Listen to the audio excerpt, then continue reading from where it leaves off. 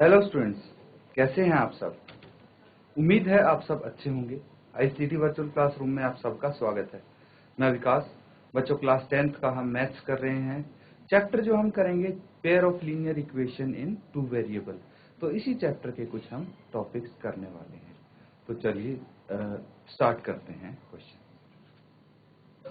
तो बच्चों, सीधा हम क्वेश्चन पे चलते हैं। आपके सामने एक क्वेश्चन था जिसमें आपको क्या करना था, आपको एक लीनियर इक्वेशन दी हुई थी। ठीक है, एक रैखिक समीकरण दिया हुआ है और इसी के साथ वाला दूसरा रैखिक समीकरण आपको लिखना था, ताकि क्या है जो आपको यहाँ पे ये दिया है पैरेलल लाइंस फॉर्म हो, है ना। एक ऐसी ज्योमेट्रिकल रिप्रेजेंटेशन फॉर्म करें ये पेयर की पैरेलल लाइंस बने। तो जैसे हमने फर्स्ट पार्ट किया था वैसे ही आपको दूसरा भाग और तीसरा भाग करना था, है ना। तो दूसरा भाग करने के लिए आपको क्या करना था स्टूडेंट्स, एक तो आपके पास है 2x + 3y - 8 = 0, यही है। और दूसरा बच्चों, दूसरा क्या है, देखिए ये आपको बताना है कि सेकंड इक्वेशन क्या होगी।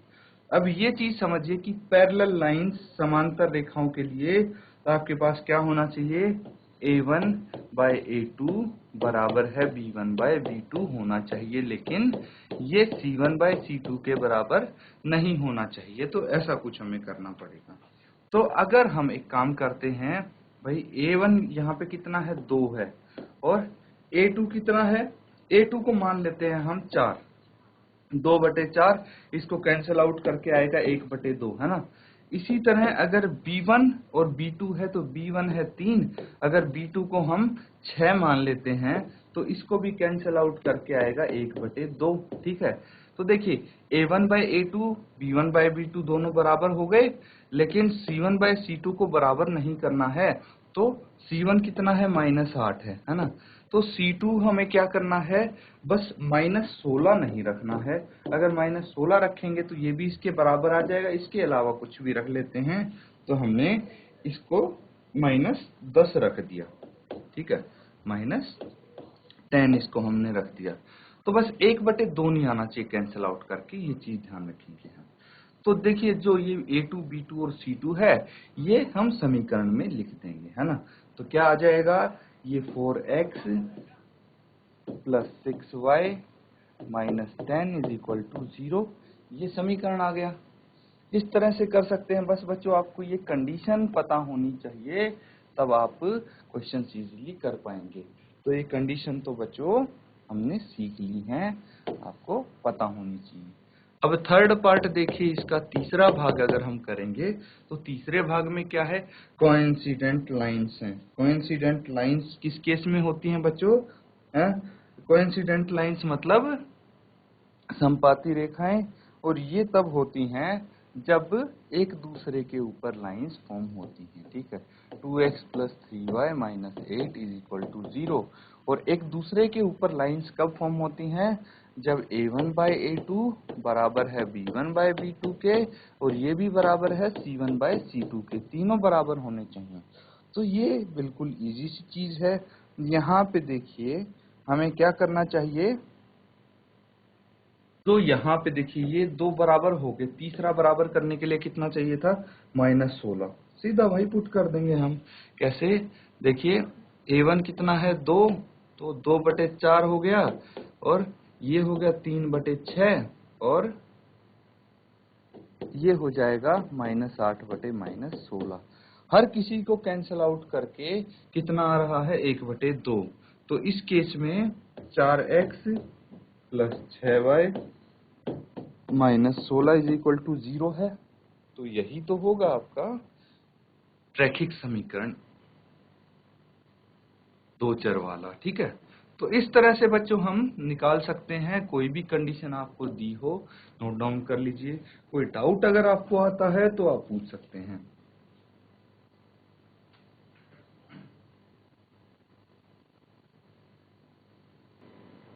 अब स्टूडेंट्स हम क्या करेंगे, अब देखिए नेक्स्ट टॉपिक पे चलेंगे।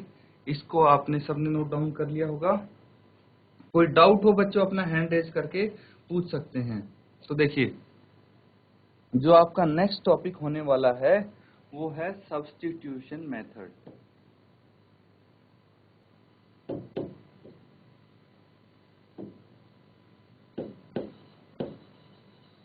क्या होता है सब्स्टिट्यूशन मेथड, ये हम डिस्कस करेंगे। हिंदी में इसको क्या बोलते हैं?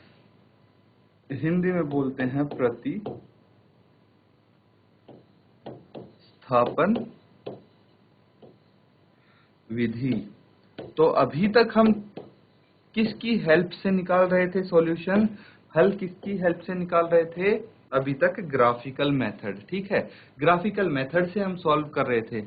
लेकिन अब हम कुछ ऐसी चीज करेंगे कि हमारे पास आंसर आ जाए, लेकिन ग्राफिकल मेथड थोड़ा लेंदी हो जाता है, तो हम उसका इस्तेमाल ना करके दूसरा तरीका इस्तेमाल करेंगे जिससे आंसर थोड़ा इजीली जल्दी निकल जाए, ठीक है। तो सब्स्टिट्यूशन मेथड आता है, इसमें क्या होता है हम एग्जाम्पल की मदद से समझेंगे, ठीक है। तो एक एग्जाम्पल हम करके देखते हैं।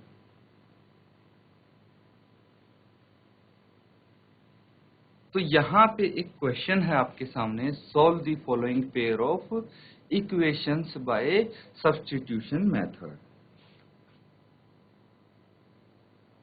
तो बच्चों ये क्या है? प्रतिस्थापना विधि द्वारा निम्न रैखिक समीकरण युग्म को हल कीजिए, ऐसा बोलना चाहते हैं। यहाँ पे आपको हल कैसे करना है स्टूडेंट्स, ये देखिए कि सबसे पहले सब्स्टिट्यूशन मेथड में होता क्या है। सब्स्टिट्यूशन प्रतिस्थापन विधि क्या चीज होती है? इसमें किसी एक चीज की वैल्यू निकाल के, ठीक है, वैल्यू मतलब होता है मान, है ना, किसी एक चीज की वैल्यू निकाल के, जैसे मैंने x की वैल्यू निकाल दी, ठीक है, कुछ भी निकाल दी, और ये वैल्यू निकाल के हमने क्या कर दिया, किसी एक समीकरण में रख दिया, है ना, समीकरण में रख दी, और वहां से हम y की वैल्यू निकाल लेंगे, ठीक है। तो इस तरह से कुछ हम करते हैं स्टूडेंट्स, ताकि हम वैल्यूज x और y की इजीली निकाल पाए। देखिए एग्जाम्पल से हम करेंगे तो आप कुछ बेहतर तरीके से समझ पाएंगे। तो इसको सॉल्व करते टाइम हमें क्या करना है, सबसे पहली चीज जो हम करेंगे, तो यहाँ पे हमने दो समीकरण ले लिए, ठीक है, दो समीकरण मान लिया, एक समीकरण एक का नाम दे दिया और दूसरे को समीकरण दो का नाम दे दिया। तो हम क्या कर सकते हैं, अब यहाँ पे जो बच्चों समीकरण दो है ना, मतलब इक्वेशन दो है ना, इक्वेशन दो में से किसी एक वेरिएबल का, किसी एक समीकरण की, किसी एक समीकरण की, वेरिएबल मतलब चर होगा बच्चों, है ना, किसी एक चर की वैल्यू निकाल लो। ये चीज समझे स्टूडेंट्स कि दो चर आपको दिए हुए हैं इक्वेशन टू में, समीकरण दो में क्या क्या है, देखिए x प्लस 2y बराबर है 3। तो एक तो x है और एक y है। हमें क्या करना है, यहाँ से हम किसी एक चर की वैल्यू निकाल लेंगे। जैसे अगर x की वैल्यू निकालेंगे तो 3, y वाली टर्म दूसरी तरफ चली जाएगी, ये हो जाएगा -2y, ठीक है। तो ये हो जाएगी इसकी वैल्यू, x की वैल्यू। यहां तक हो गया स्टूडेंट्स। इसको हम बोल सकते हैं स्टेप वन। स्टेप वन, पहले स्टेप में हम क्या करेंगे, हम किसी एक समीकरण में से किसी एक चर की वैल्यू निकाल लेंगे। अब हम क्या करेंगे, जो वैल्यू निकाली गई है, जो मान निकाला गया है, उसको इक्वेशन वन के, मतलब जिस इक्वेशन से, जिस समीकरण से निकाला था, उससे दूसरे समीकरण में हम पुट कर देंगे उसको, ठीक है। तो ये हो जाएगा स्टेप टू। अब स्टेप टू लिखेंगे तो कैसे लिखेंगे,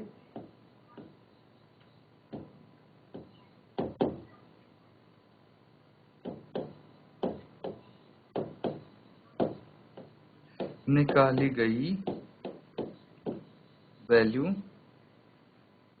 को हमने इक्वेशन 2 से वैल्यू निकाली थी, तो इक्वेशन 1 में पुट कर देंगे हम। ठीक है, इसको इक्वेशन 1 में पुट करेंगे। ठीक है, तो इसमें अगर इक्वेशन 1 में पुट करेंगे तो क्या आ जाएगी, देखिए यहाँ पे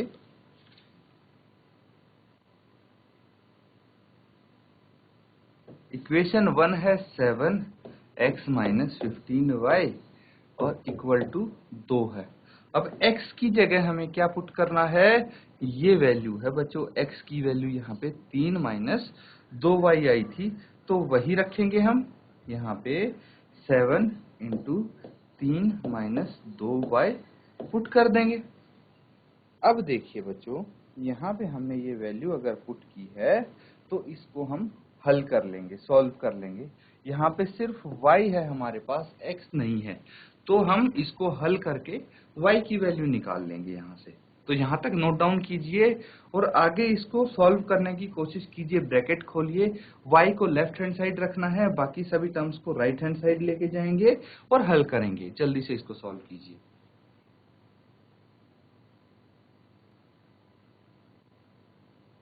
तो स्टूडेंट्स सबने नोट डाउन कर लिया ये?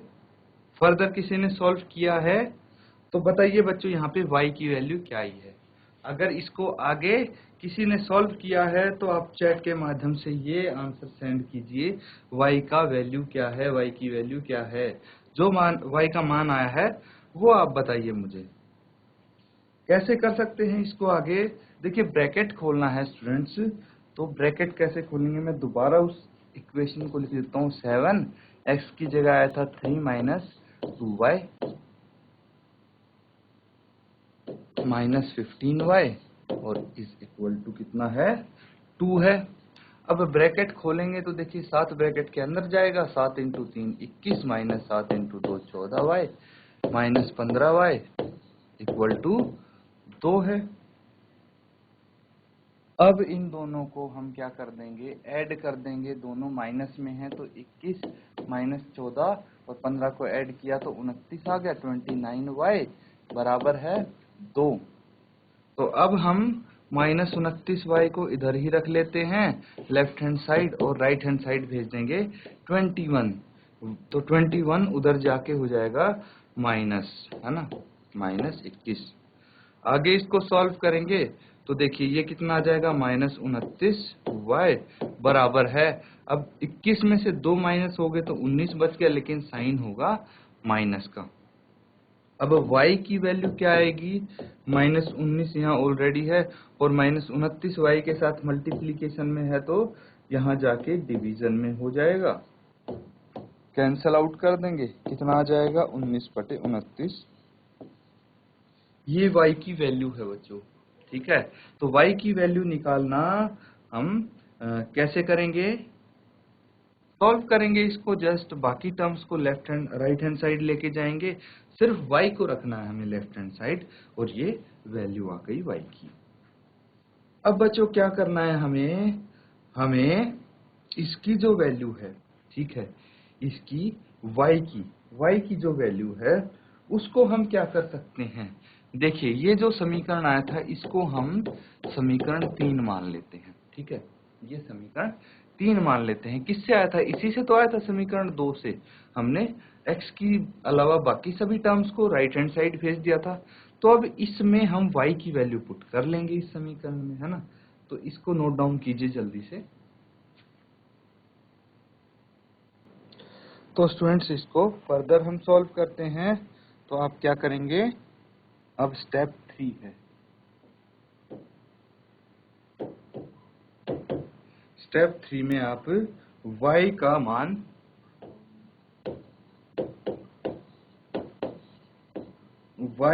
क्या करेंगे, समीकरण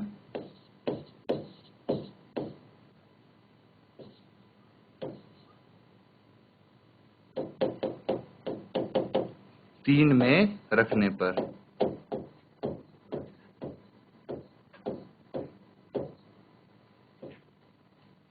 समीकरण 3 हमारे पास क्या था, x is equal to 3 minus 2y, x equal to 3 minus 2y।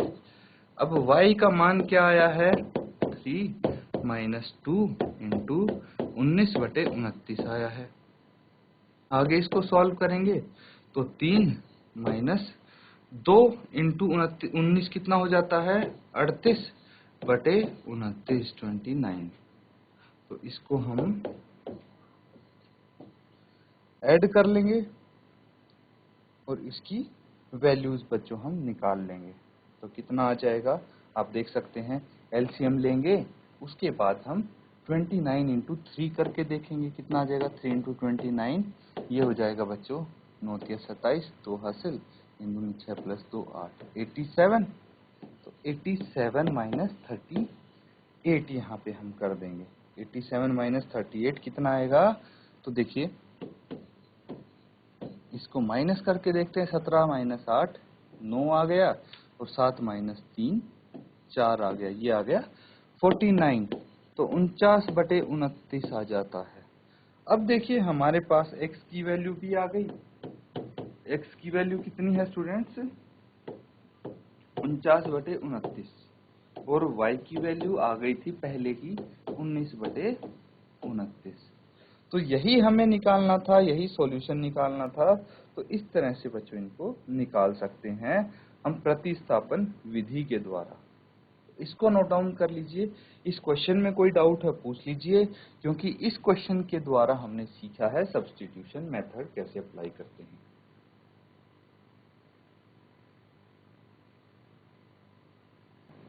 अब स्टूडेंट्स एक क्वेश्चन है जो आप होमवर्क में करके लाएंगे। क्वेश्चन मैं आपको बता देता हूं।